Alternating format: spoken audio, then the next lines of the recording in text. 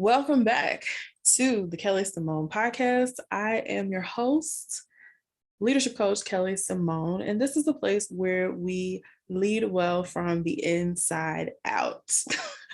And today we're doing a live podcast recording. It's Casual Friday. I thought, why not just jump on live and see what people are talking about? I want to talk about how to not get promoted. This is a topic that has hit my heart kind of heavy because if you've been paying attention to the news, there's just a lot of things going on in our society, in our culture, in our government, in our businesses. And leaders are so important to the direction all of our businesses and governments and cities and towns are taking. And whenever there's a lot of bad news, I start thinking about, I wonder what decisions, what meetings, what are people considering when they're making these decisions to do certain things, what's going through the mind of a leader, what's on the heart of a leader, what is keeping them up at night. And some of the decisions that are being made, all of the decisions that are being made are contributing to the legacy of the leader and also to the livelihood of the people that you serve. And whether you are new to leadership or you are a veteran, every servant leader that I know wants to be successful, right? And there's nothing wrong with that. And people want to break through to their next promotion, but sometimes things keep you stuck, or they keep you circling in the same level you're doing. Seems like you're doing well, but you're not doing well enough to get ahead. And so I want to talk about ways to not get promoted, right? So that we're going to just talk through a few of them. I have 20, but we don't have time to go through all 20. Maybe I'll do a day 2 for this. Y'all bear with me because I'm in 2 places at once. Everybody on Instagram say hey. And I am also recording for YouTube. So like I said, I have 20. I'm not getting ready to go through all 20. Might do a part 2. But the first one that comes to mind is that you start with ambition instead of God. Now, as you know, you've been listening to the Kelly Symone podcast for a while. This is a faith-based leadership podcast. And so we do all the leader things, we just do them with God, right? And like I said, when you are a servant leader, you love to serve people, you love to help people, you love to see organizations get where they're supposed to go, you love to carry the vision, you love making a difference in people's lives. But that does not mean that you can't also have drive and also have ambition and also have goals and want to break through to your next level. However, whenever you start with drive, you start with ambition and you leave out God, you are likely to make some mistakes. You are likely to do things out of order. You're likely to kind of formulate a plan for how you're going to get ahead without consulting God. And that's really a misstep because God is the all-seeing, all-knowing one. God's the one that knows what's coming around every corner. If you had just opened up a facility and you said, oh, all these people are going to come, next door to this movie theater.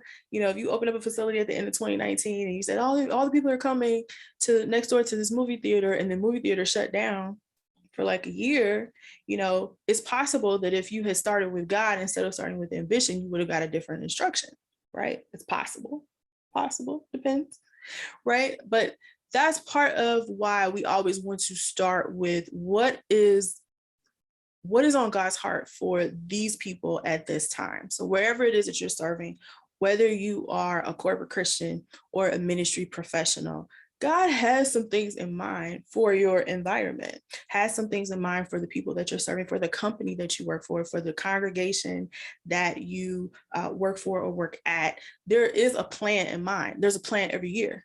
There's a plan every month. There's a plan every day for how God sees things going forward in the most productive way.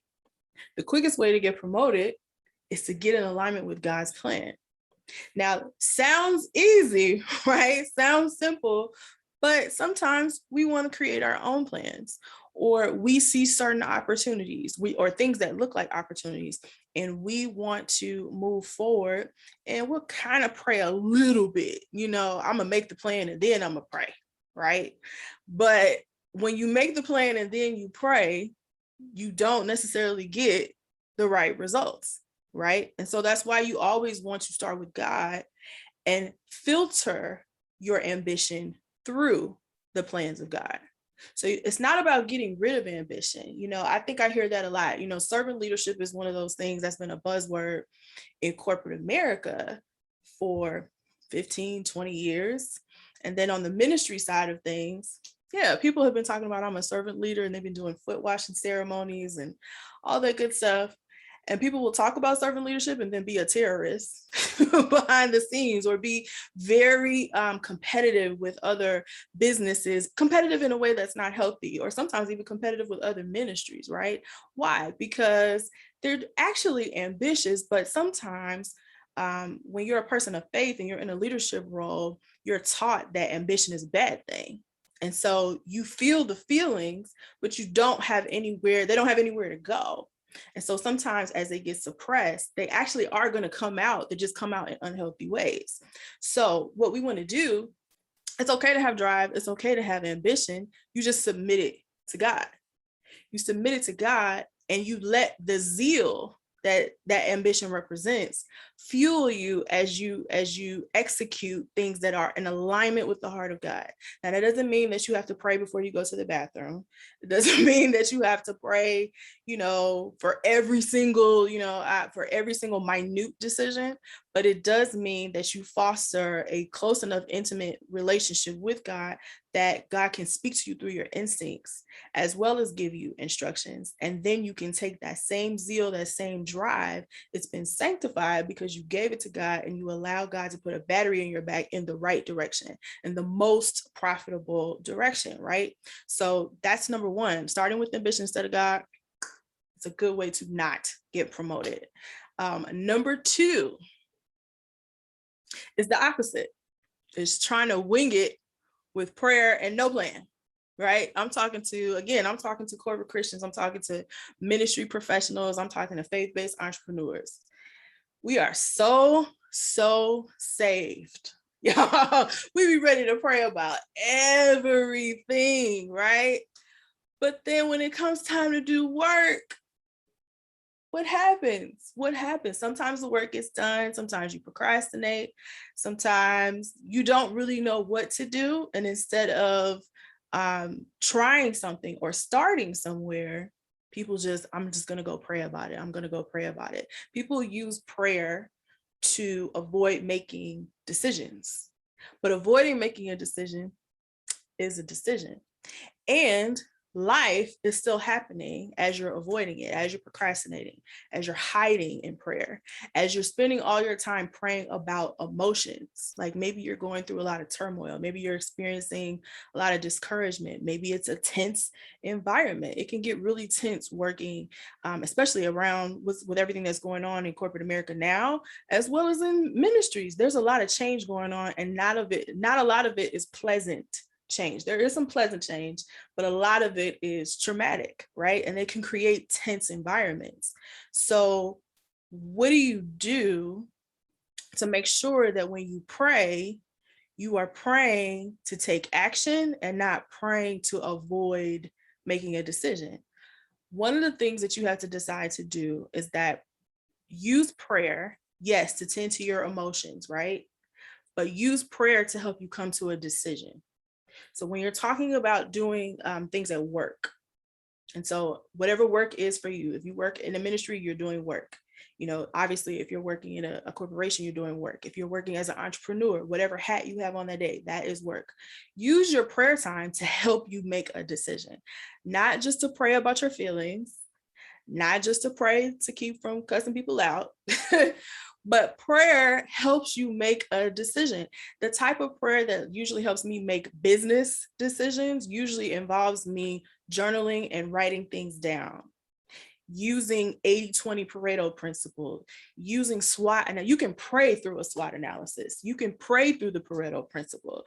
You can pray through project planning, honestly. Like, you can pray and decide, but make sure at the end of your prayer that there is an action for you to take, right? That's one thing.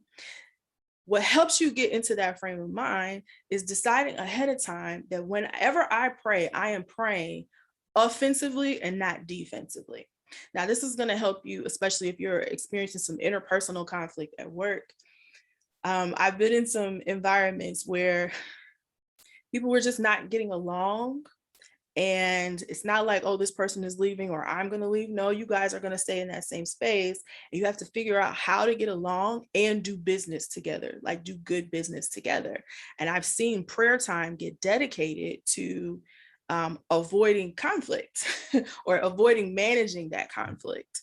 And again, if you're praying offensively, you're praying to find a solution. You're not praying to just avoid making a mistake or avoid blowing up at someone, right?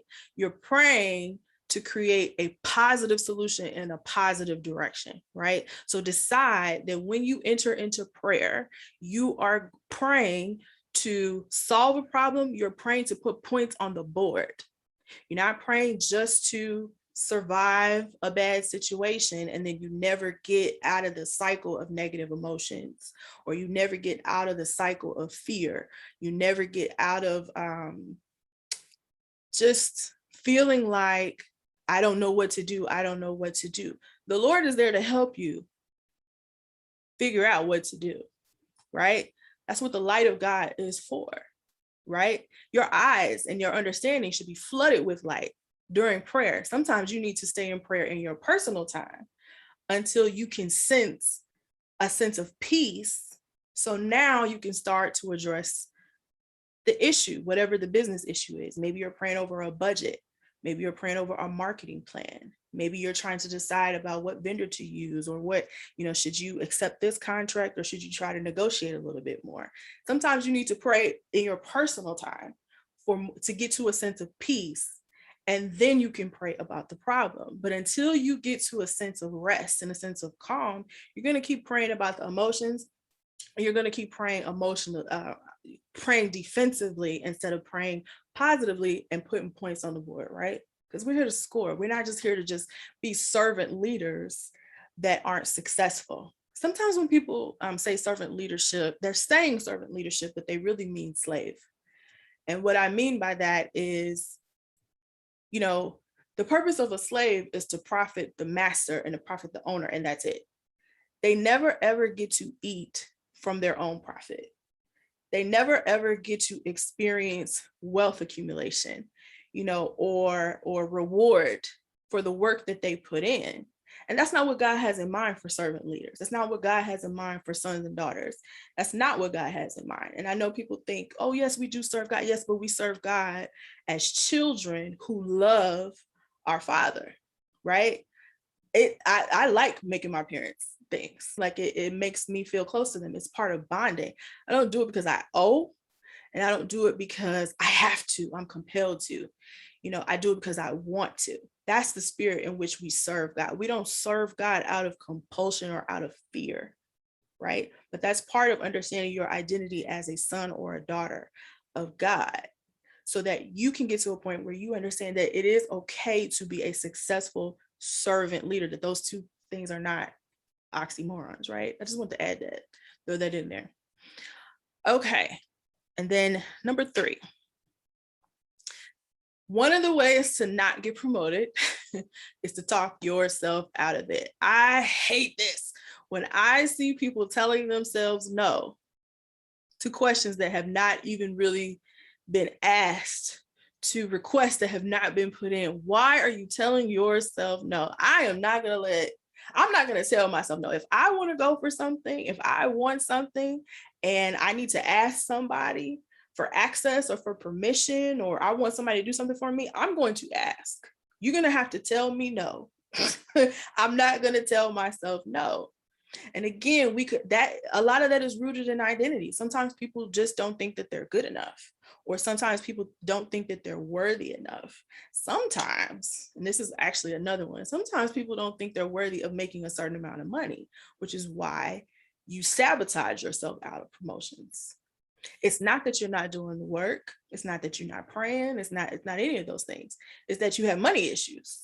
You have a worth issue where you have put a ceiling over your head to where this is as far as you will allow yourself to go.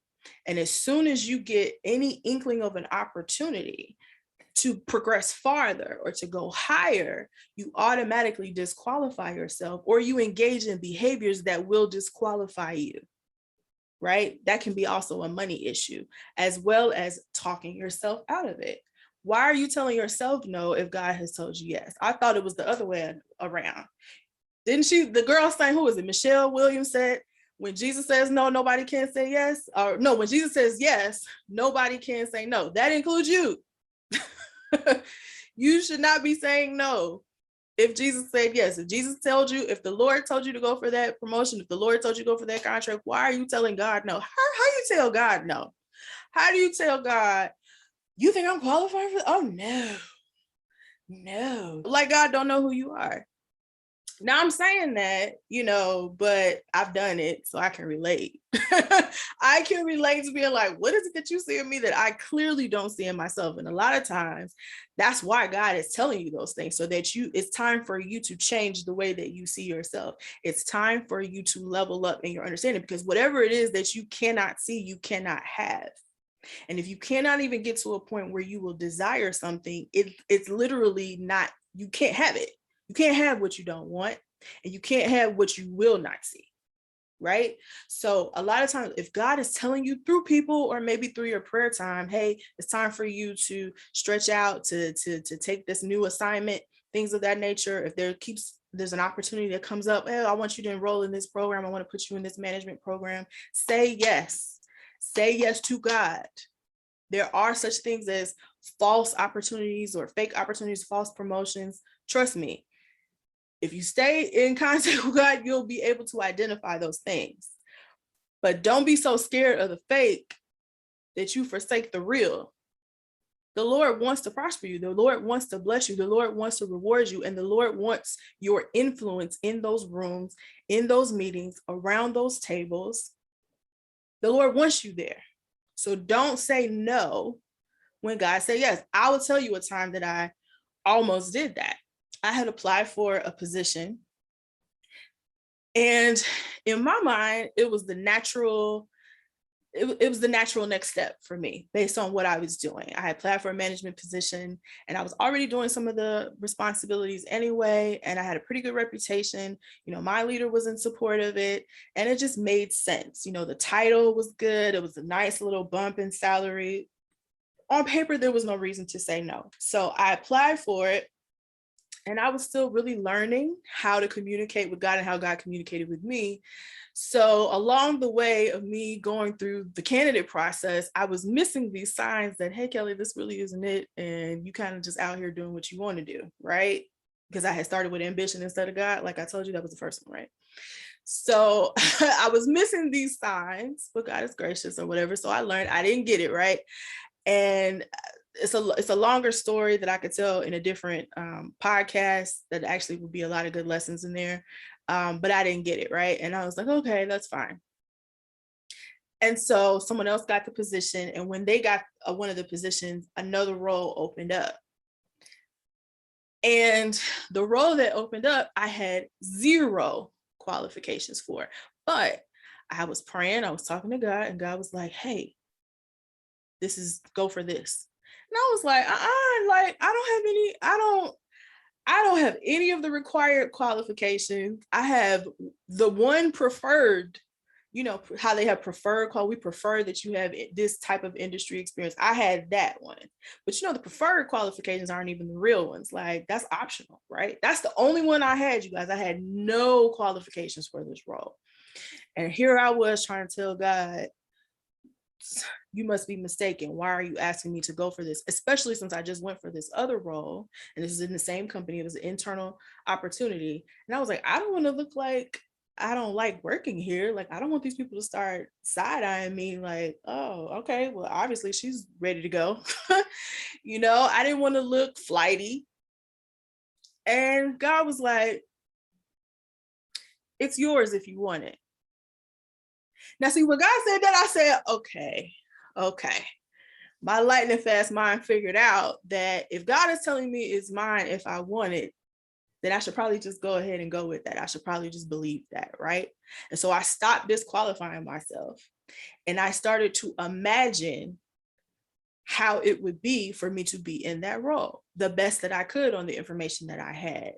And let me tell you guys, your imagination is a God-given tool, and it's not meant for you to imagine the worst. It's meant for you to imagine the best.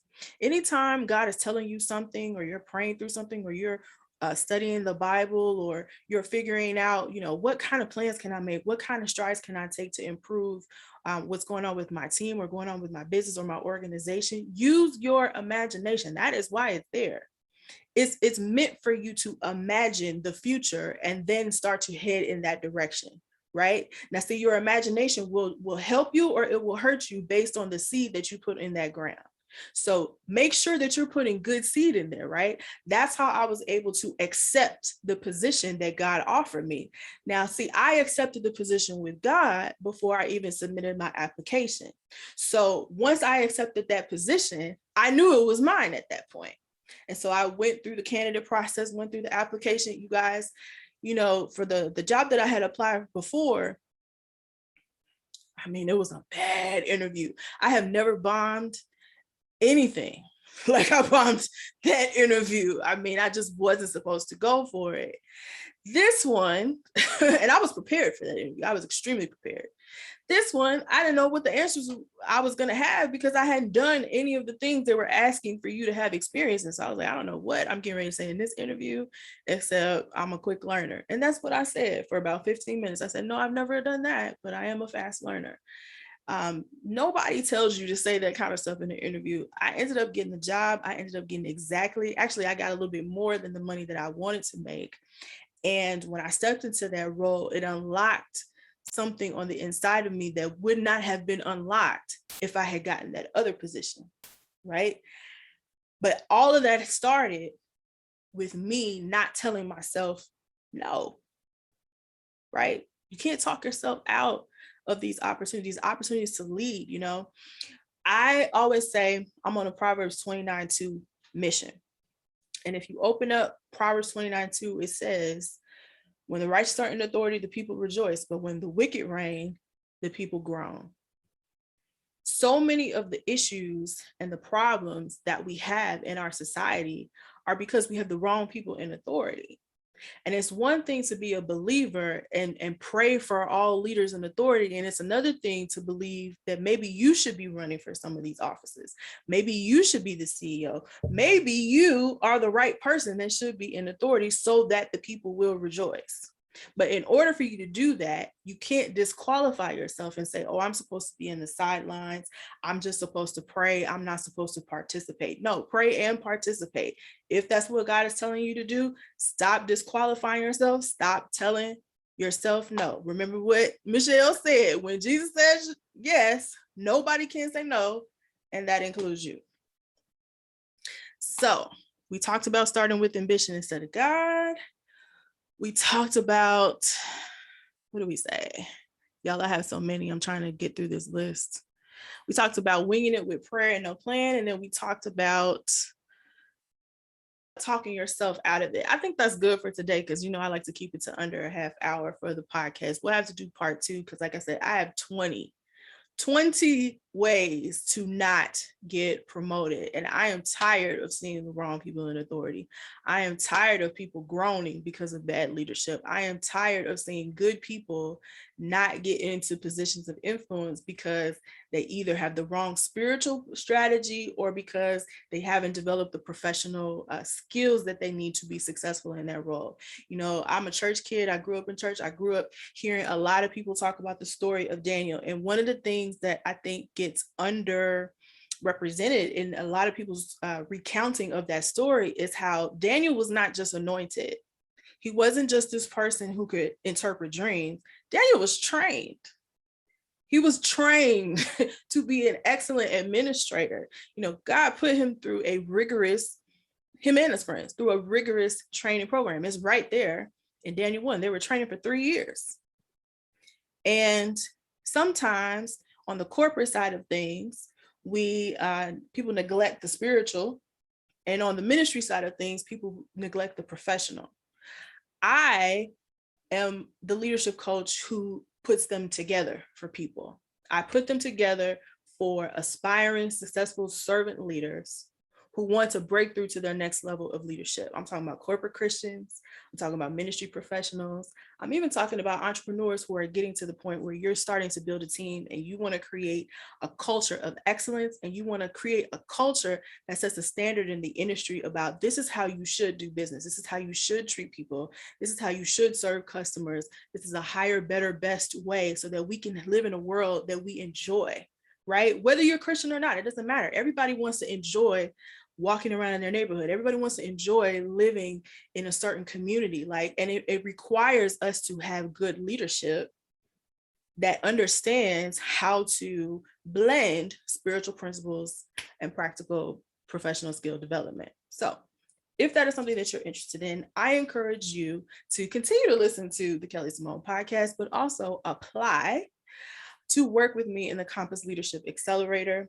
I am about to open up a new cohort. I'm going to be teaching it live, which I don't know how many times I'm going to teach this live because it takes a lot. But it's worth it. And it's Q4. Quarter 4 started today. If you want to get a head start on your goals, if you want to start seeing results even before the year ends, I feel that this is a time of acceleration. This is a time of promotion, and this is a time of building. This is a very intense time that we're in right now. Some of you know that you need that development and you need a coach. If you could figure it out by yourself, you would have did that by now. Some of you need somebody that's been in corporate America, because the things that you deal with, they only going to go so far on Sunday and Wednesday or Tuesday, whenever your Bible study is. And some of you got the spiritual part down, but you need some professional skill development. You need to understand how to translate those principles into environments that are not faith-based environments, and they're not going to be. You can't go to work preaching to everybody, you guys. That's actually one of the things on the list of ways to not get promoted. Right? So I've been there and done that. I have a 15-year career in corporate America. I've worked in literally every department except IT and finance. In my 14-15 career, I've been promoted 7 times. 7 times. That's not a small thing. I have survived blackball attempts. I've survived having a direct report turnover. I've survived having a mentor. I've survived a whole lot of things, and not just survived, but thrived and brought people along with me. I've gotten a lot of people promoted. I've trained a lot of leaders, and I care about this, right? So if this is something that you want to do and you're ready to invest your time and your money, you should go to kellysymone.com. That's KELLYSYMONE.com/work with Kelly, and you will see the application there. So that's all that we have for today. Thanks for joining me on my first live podcast. I will put this up on all the podcast channels that I'm on, as well as this will be up on YouTube probably sometime next week. And until we meet again, keep leading well from the inside out.